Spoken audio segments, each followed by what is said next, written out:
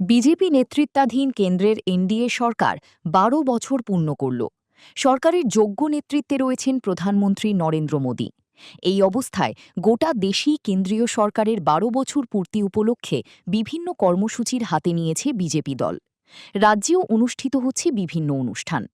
কেন্দ্রীয় সরকারের ১২ বছর পূর্তি উপলক্ষে বুধবার কৈলাসহরের নতুন কালীবাড়ি মন্দিরে বিশেষ পূজা অর্চনা ও প্রার্থনা সভার আয়োজন করে বিজেপি কৈলাসহর মণ্ডল।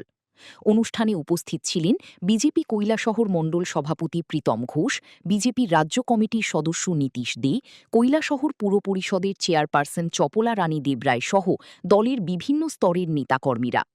পূজা অর্চনা শেষে সংবাদ মাধ্যমের মুখোমুখি হই মণ্ডল সভাপতি প্রীতম ঘোষ প্রধানমন্ত্রী নরেন্দ্র মোদীর সুস্বাস্থ্য, দীর্ঘায়ু এবং দেশ সেবার কাজে আরও শক্তি ও প্রেরণা লাভের জন্য মা কালীর কাছে প্রার্থনা করেন। আমাদের কৈলাসহর মণ্ডলের উদ্যোগে টাউন কালীবাড়িতে মোদীজির কেন্দ্র সরকারের ১২ বছর পূর্তি উপলক্ষে আমরা সবাই মিলে পূজা অর্চনা এবং ওনার দীর্ঘায়ু কামনা করে সবাই মিলিত হয়েছি, পূজা অর্চনা করছি এবং আমরা আশা রাখছি যে উনি যেভাবে বিগত ১২ বছর যাবৎ ভারতবর্ষের যে আমূলচূল পরিবর্তন এনেছেন, আগামী দিনগুলোতেও উনি সুস্থ থেকে এবং দেশবাসীকে পথ প্রদর্শন করবেন এবং এইটা আমরা সমস্ত কৈলাসহর মণ্ডলের তরফ থেকে সকলে কামনা করছি।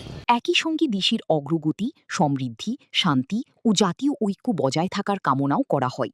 তিনি বলেন, সবার সহযোগিতা, সবার উন্নয়ন, সবার বিশ্বাস এবং সবার প্রচেষ্টা এই মন্ত্রকে সামনে রেখে ভারত আরও উন্নতির শিখরে পৌঁছাবে। Bureau report, news now.